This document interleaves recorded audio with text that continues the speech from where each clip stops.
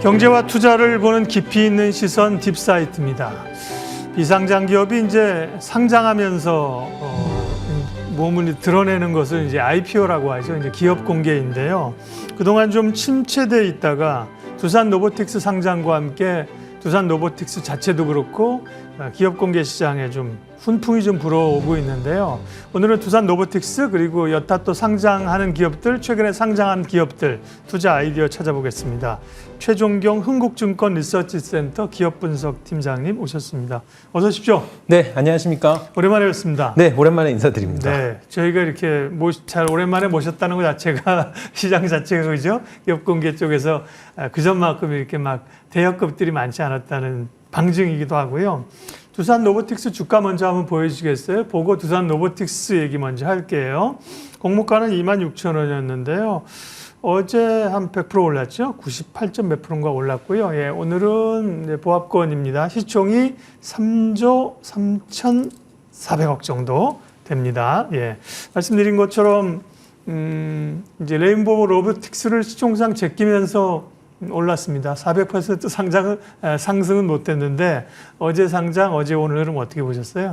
네, 일단 언급하신 것처럼 공모가 대비해서 2배 가까운 네.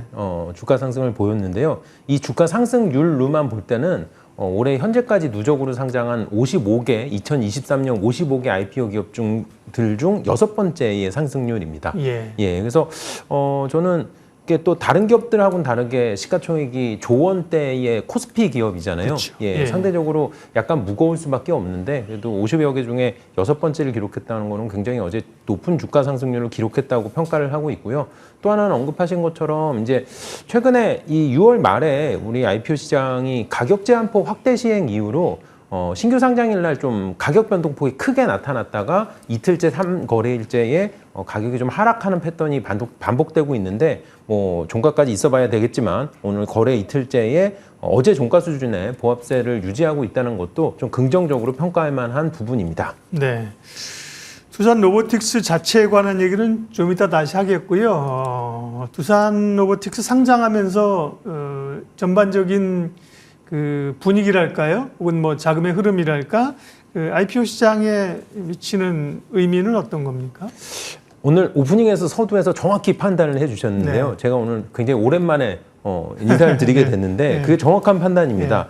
현재 두산 로보틱스가 2023년 기준 코스피 2호 상장 기업입니다. 예. 벌써 10월이 다 됐는데요. 1호 기업은 지난 8월에 상장했던 넥스틸인데 넥스틸의 시가총액은 당시에 2, 3천억대의 중소형 코스피주였기 때문에 네.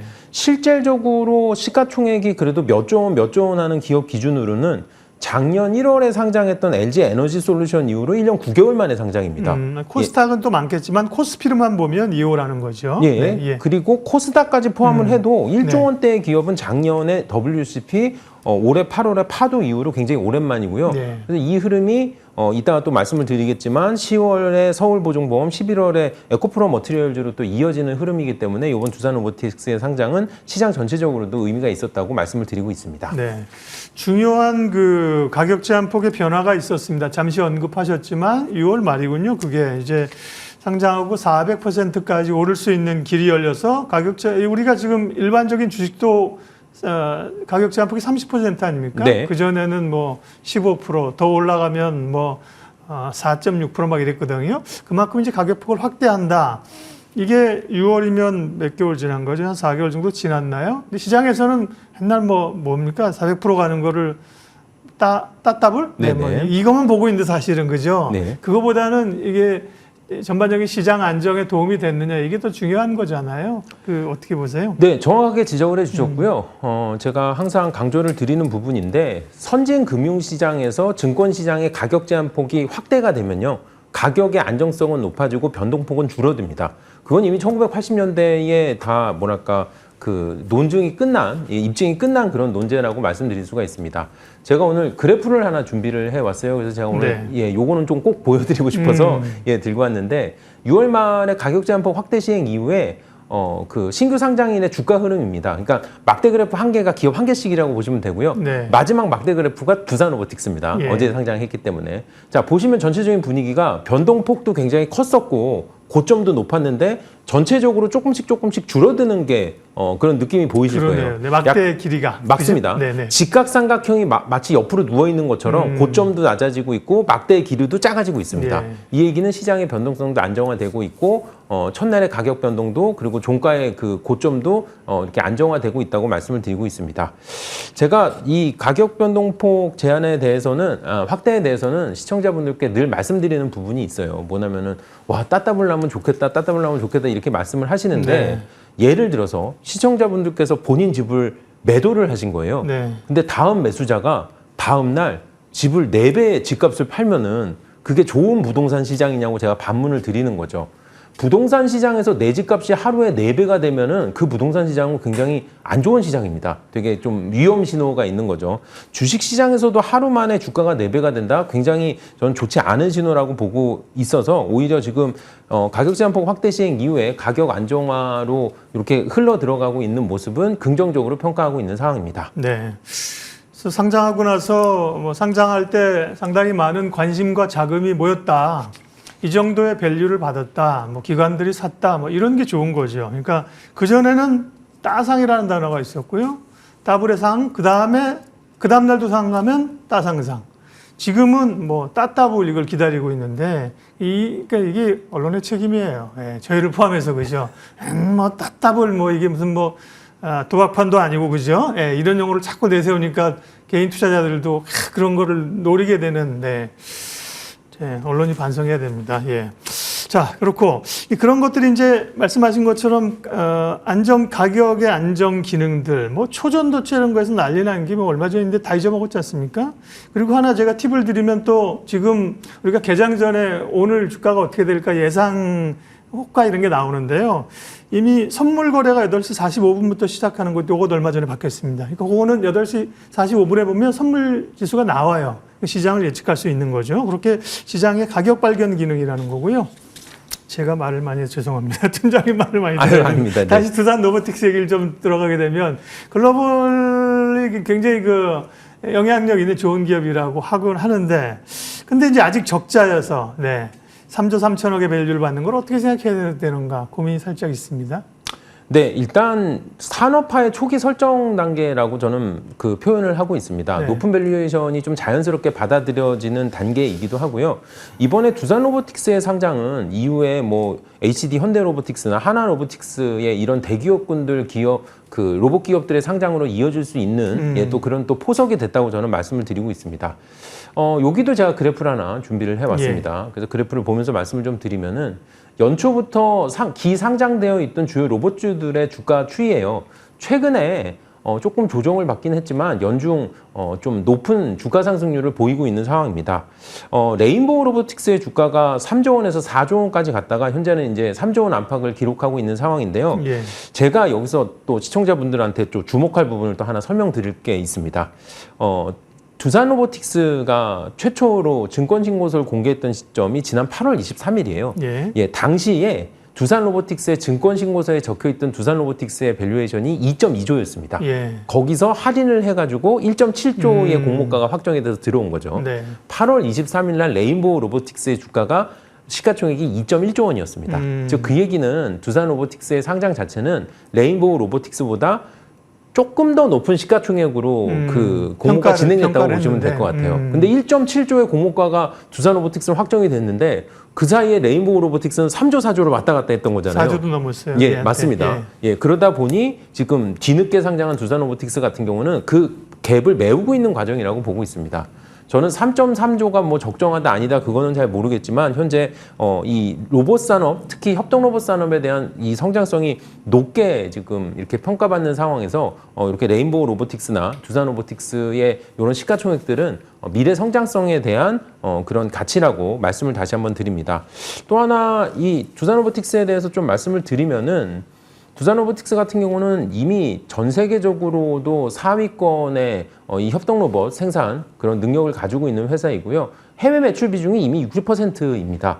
예, 게다가 매출액 성장률이 뭐 40에서 50%를 현재 기록을 하고 있는 데다가 특히 항상 뭐랄까 이 많은 라인업 그리고 많은 모델 개수는 다른 협동 로봇 브랜드보다 높게 평가받는 부분입니다. 게다가 지금 전 세계의 다른 두산 로보틱스보다 조금 더 좋은 협동 로봇 브랜드보다도 이 좀 크고 무거운 물건들을 다루는 로봇은 두산 로보틱스가 또 전 세계적으로 가장 잘하는 분야이기 때문에 저는 그런 좀 경쟁력이 더 부각될 거라고 보고 있고요. 이번에 상장을 하면서 회사 두산 로보틱스가 제시했던 이 실적 전망 같은 경우는 2026년을 기준으로 매출액 4,600억에 영업이익 1,100억을 지금 예상을 하고 있는 상황이었습니다.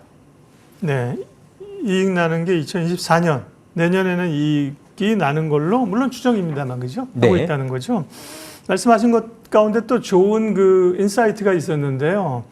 우리 이제 두산 로보틱스만 보고 있는데 앞으로도 대기업군의 로봇 관련된 비즈니스나 사업들이 주목을 받고 상장하려고 하는 기업들도 많겠다, 그죠? 네네. 그러니까 현대 로보틱스랑 또 어디 얘기하셨죠? 하나 로보틱스도 얘기가 그러니까요. 나오고 있고요. 네. 관련돼서 시청자분들께 제가 광고 말씀 하나 드리도록 네네. 하겠습니다. 대한민국에 매년 가을이 되면은 예. 로봇 박람회가 열립니다. 예, 일산 킨텍스에서 열리고요. 다음 주에 2023 로보월드라는 박람회가 준비가 되어 있는데 네. 방금 언급하셨던 오늘 얘기가 나오고 있는 로봇주들이 지금 다 나올 지금 채비를 하고 있습니다. 예. 게다가 올해 같은 경우는 레인보우 로보틱스의 주가 상승, 두산 로보틱스의 신규 상장 등등 이슈가 워낙 많기 때문에 역대 최대 그 참여 기업 수가 준비되어 있다고 하니까 요 로봇 산업에 관심이 있으신 분들은 네. 다음 주에 일산 킨텍스도 한번 방문하시는 거를 광고 말씀으로 제가 덧붙이겠습니다. 광고가 아니라 좋은 정보를 주신 거죠. 네네. 가서 이제 어디가 좀 제대로 하는가 보시고 나서 괜찮다고 하면 뒤로 싹 가서 담당자에게 상장은 언제예요? 굉장히 좋은 인사이트시고요. 네. 저도 매년 이 박람회들을 꼭 네. 이렇게 챙겨보는 이유는 박람회 가서 뭐 새로운 정보를 얻는다기보다는 박람회에 가면은 네. 좋은 자리 차지하고 있는 회사가 그 산업에서 위상이 높은 네, 겁니다. 맞아요. 예, 그래서 박람회 가서 이 좋은 자리에 어떤 회사가 있구나, 이 자리에 어떤 회사가 있구나, 누가 나왔구나 이런 것만 보셔도 좀 투자 인사이트에 많은 도움이 되실 거라고 말씀을 드리고 있습니다. 로봇 관련된 이제 주가 측면에서 조금 더 얘기하면요. 어제 두산 로보가 상장하면서 여타 로봇주들이 아주 급락하고 난리가 아니었습니다. 그죠? 그거는 이제 기대감이 현실화되는 시점에서의 이야기였다. 뭐 일정 일견할 수 있는 거잖아요. 어제 너무 많이 빠졌고 오늘은 이제 전반적으로 반등이 오는데 그럼에도 불구하고 로봇주가 두산이 상장해서 끝났다 이렇게 보는 사람은 없거든요. 기대감들이 있는 상황이고 또 하나가 지주사예요. 주식회사 두산 로보 상장 전에 급등을 했다, 그죠? 상장 시기가 임박하고 그러면서 어제도 급락했잖아요. 이 지주사 입장에서는 최근 보고서에서 그걸 이제 자녀가 독립했다 이런 표현을 하셨다고 하는데 어떻게 봐야 돼요, 지주사는? 네. 사실 저도 궁금해가지고 그 자회사들이 독립을 하고 자회사들이 신규 상장을 할 경우에 모회사들의 주가나 상황이 어떻게 되는지 저도 궁금해서 지난 9월 말에 제가 자녀의 독립이라고 이렇게 좀 리포트를 하나 작성을 해봤는데 네. 당시에 상장사가 최대 주주인 경우에 주가 흐름을 좀 살펴봤습니다. 근데 재미난 부분이 2019년부터 2022년까지 코스피에 상장 기업이 전부 30개인데요. 네. 그중에 16개 기업이 최대 주주가 상장 법인입니다. 사실 꽤 많은 경우죠. 그렇죠. 그래서 그 최대 주주와 자회사들의 신규 상장을 전후로 주가를 봤더니 정말 느낌적인 느낌대로 자회사가 상장하기 전까지 모회사의 주가가 오르다가 자회사가 상장하고 나면 모회사의 주가가 슬금슬금 빠지는 거를 공통적으로 확인할 수 있었습니다. 네. 근데 재미난 부분은 지난 2021년 같은 경우는 우리 시장 자체가 워낙 높은 상승세를 보였기 때문에 생각보다 지수 상대 수익률을 계산을 해봤더니 자회사가 상장할 때까지 모회사가 주가가 올랐던 거는 시장이 올라서 그랬던 경우가 좀 있더라고요. 예, 그 영향도 있겠죠. 이번에 주 두산의 경우 좀 다른 경우이긴 하지만 다만 시장 상대 수익률로 봐도 자회사가 상장하고 나서 모회사가 주가가 조정을 받는 거는 유효하게 지금 확인이 된 상황입니다.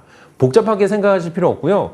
이거는 뭐 그렇게 나쁜 현상으로 받아들일 필요가 없는 게 LG화학이나 LG에너지솔루션의 경우처럼 큰아들이 독립을 한 거예요. 네. 본가에서. 네. 그럼 큰아들이 나간 것만큼 본가의 가세는 좀 기울잖아요. 자산이 좀 줄겠죠. 예, 그만큼의 주가가 빠진다고 생각하시면 됩니다. 그래서 네. 자연스럽게 이렇게 좀 똘똘한 자회사들이, 네. 똘똘한 큰아들이 신규 상장으로 독립할 경우에 모회사의 주가는 어느 정도 조정을 받는다. 예, 그런 것도 기억해 주시면 좋을 것 같습니다. 네, 좋은 비유를 하셨고요. 다만 이제 일반 가정이라고 하면 분가하는 자녀들이 한계가 있겠죠. 자녀가 뭐 이전엔 둘, 셋, 지금 하나밖에 없지만 네. 이런 그 기업들은 이제 그런 기업들이 계속 나타날 수 있는 거죠. 그죠? 네. 뭐 에코프로도 그렇고 이런 기업들이 계속 좋은 기업을 성장시켜서 독립시키는 케이스가 많이 나타난다는 거죠. 덧붙여서 제가 여기서 같이 말씀드리고 싶은 부분이 지난 2019년 이후에 코스피에 신규 상장한 기업들이 전부 30개라고 말씀을 드렸는데요. 네네. 그중에 15개가 코스피 200에 지금 한 자리씩 차지하고 있습니다. 꽤 높은 확률이죠. 이게 저는 이렇게 설명을 드리고 있어요. 최근에 상장하는 기업이 꼭 두산 로보틱스뿐이 아니라 약간 이렇게 시장의 성장성을 주도해가는 이렇게 신성장 종목들이 많기 때문에 네. 코스피 200에 이 대한민국을 대표하는 시장 대표성 그리고 산업 대표성의 기준으로 코스피 200에 잘 들어오고 있다고 말씀을 드리고 있습니다. 그래서 코스피 200 이참에 제가 좀 언급을 드리면은 1년에 2번 정기 이렇게 변경 편입이 이루어지고 있고요. 매년 6월과 12월입니다. 예. 그래서 남은 편입은 12월 둘째 주 금요일에 또 200개의 우리나라 국가대표 종목들이 좀 교체될 수 있고요. 또 하나는 이번에 상장한 두산 로보틱스나 상장 예정인 서울보증보험이나 이렇게 코스피에 새로 상장하는 기업들도 꽤 높은 확률로 200에 편입될 수 있으니 그것도 이제 투자자분들은 같이 관전 포인트로 보시면은 투자에 도움이 되실 거라고 말씀드리고 있습니다. 통상 뭐 기업 공개, IPO 뭐 이 얘기 자체가 그렇게 막 흥미진진하지는 않습니다. 솔직히 그죠. 근데 오늘은 재밌는데요. 감사합니다. 네. 예, 두산 로보틱스 상장 관련된 얘기를 좀 했고요. 그러면 이제 남은 4분기에 지금 분위기 괜찮은 것 같습니다. 소위 이제 큰 기업들이 좀 올라올 수 있다는 건데 4분기 IPO 시장 전망 체크해 주십시오. 네, 요거는 준비해온 그림을 보면서 바로 네. 말씀을 좀 드리도록 하겠습니다. IPO 시장에 뭐 직접 참여하시는 분들도 그렇고 굉장히 4분기가 중요합니다. 그래프는 1월부터 12월입니다. 막대 그래프는 과거 5년의 평균이고요. 빨간색 네모는 올해 값이에요. 네. 월별로 기관 수요 예측 몇 개를 진행하고 있느냐의 그래프입니다.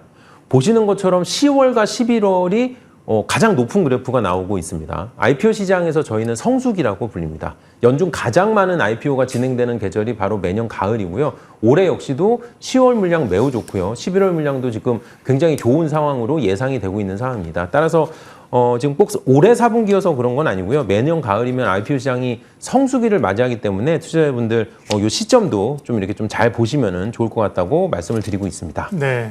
하반기에 이제 노래 볼 곳이 많다는 겁니다. 문제는 뭐 열심히 증권사 몇 개 해봐야 주식을 별로 못 받는다는 거죠. 개인들이 그죠. 두산 로보틱스도 한 주 내지 2주 받으셨을걸요? 못 받을 것도 있고.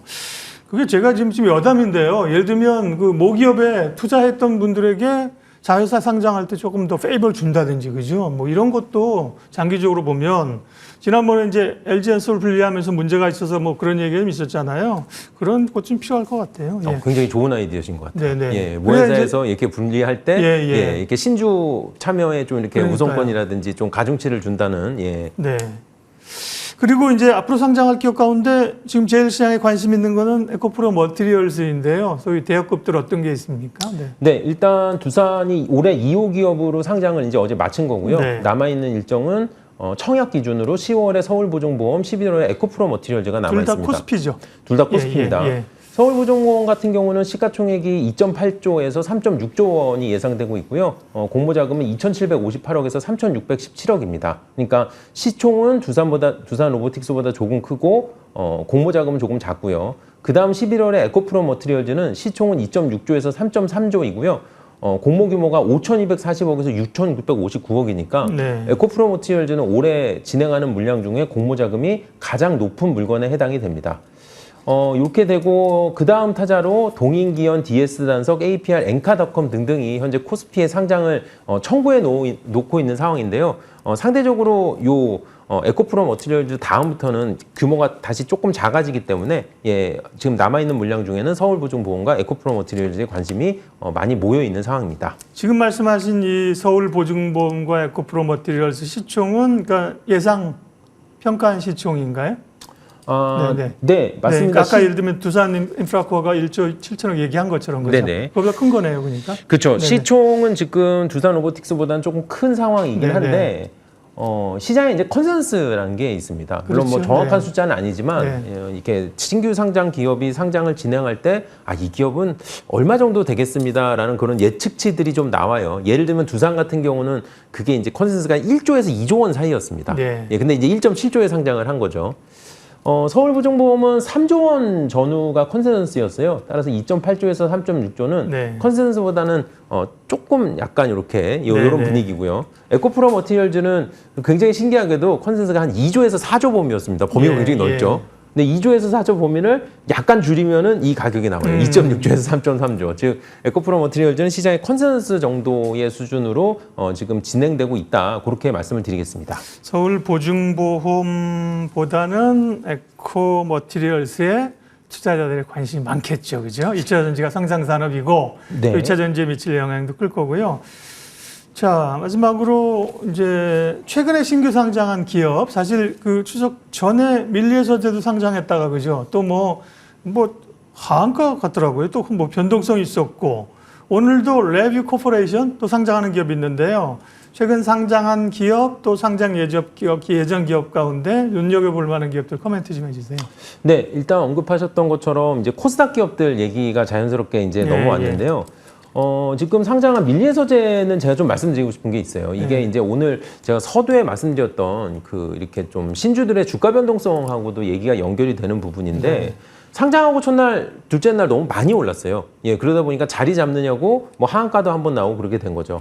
23,000원의 공모가를 올라서 현재 28,000원 전후를 기록하고 있는 상황입니다. 예. 예, 아직 공모가 대비 좀 많이 올라 있는 상황이긴 해요. 그래서 요거는 저는 이 신규 상장주들이 상장 이후에 바닥을 언제 잡느냐를 이렇게 좀 투자자분들이 이렇게 좀 관심 있게 보시면 좀 맞아요. 좋은 물량이 될 거라고 보고 있고요. 네.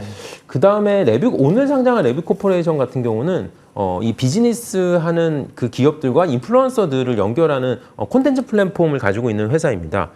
굉장히 지금 이 콘텐츠가 늘어나는 세상에서 유망한 업종이라고 보고 있고요. 게다가 저는 레뷰 코퍼레이션에 대해서 늘 높은 점수를 이렇게 좀 주고 있는 이유는 이게 중소기업의 마케팅과 그 다음에 메가 인플루언서가 아니라 좀 약간 이렇게 중위권의 인플루언서들을 연결해주는 그런 플랫폼이라는 확장 가능성을 굉장히 높게 평가하고 있습니다. 그 다음에 이제 상장 예정 물량들 중에는 네. 신성 ST라는 2차전지 부품주가 또 기다리고 있습니다. 신성 델타테크의 계열 회사이고요.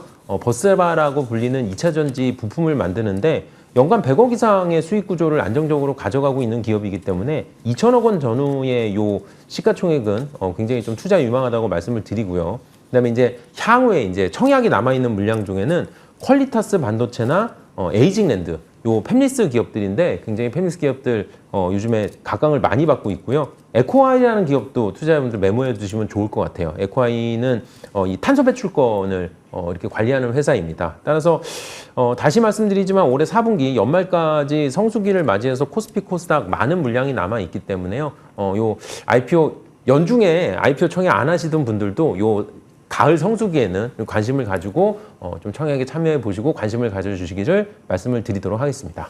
네, 두산 로보틱스가 쏘아올린 기업 공개 시장 분위기와 함께 관심 기업까지 오늘 아주 IPO 얘기를 재밌게 했습니다. 한국증권 리서치센터 최종경 기업 분석 팀장님 함께했습니다. 고맙습니다. 감사합니다.